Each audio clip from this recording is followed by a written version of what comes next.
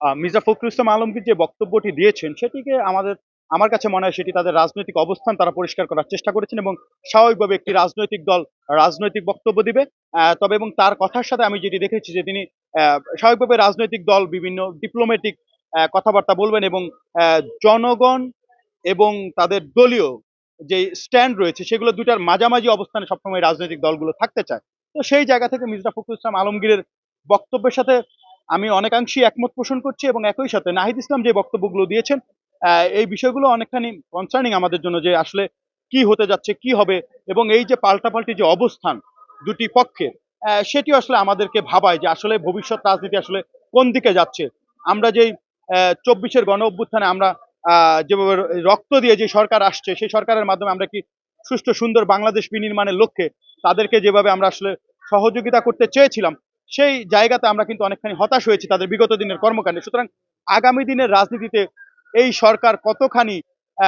Mandate বাস্তবায়ন করতে পারবে জনগণের হয়ে এবং রাজনৈতিক দলগুলোকে নিয়ে তাদের যেই পথ চলা, সেই পথ চলায় তারা কতটুকু অটুট থাকতে পারবে সেই জায়গাগুলোতে কিন্তু সন্দেহের সৃষ্টি হয়েছে এবং আমি এই যে রাজনৈতিক যে বিভাজন, নানান পক্ষের নানান অবস্থান, এই জায়গাগুলোতে আসলে এই সরকারের অবস্থান কি হবে সেটিও স্পষ্ট করা দরকার। আমরা দেখলাম যে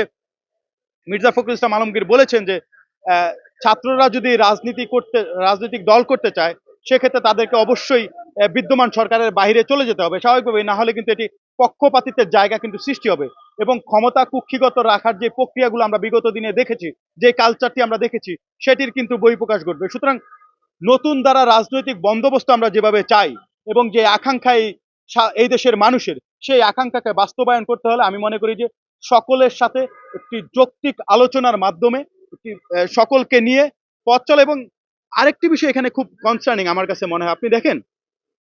এই যে পাল্টাপাল্টি অবস্থানের কারণে একটি দেশে যদি অস্থিতিশীল পরিবেশের সৃষ্টি হয় সেটির দায়ভার কিন্তু এই সরকারকেই নিতে হবে এবং রাজনৈতিক কারণে যদি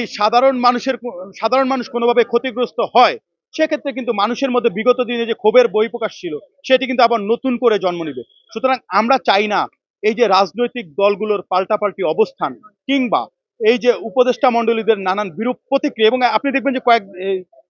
গতকালকে আপনার নাগরিক কমিটির যে আহ্বায়ক নাসিরউদ্দিন পাটোয়ারি, আমরা দেখলাম যে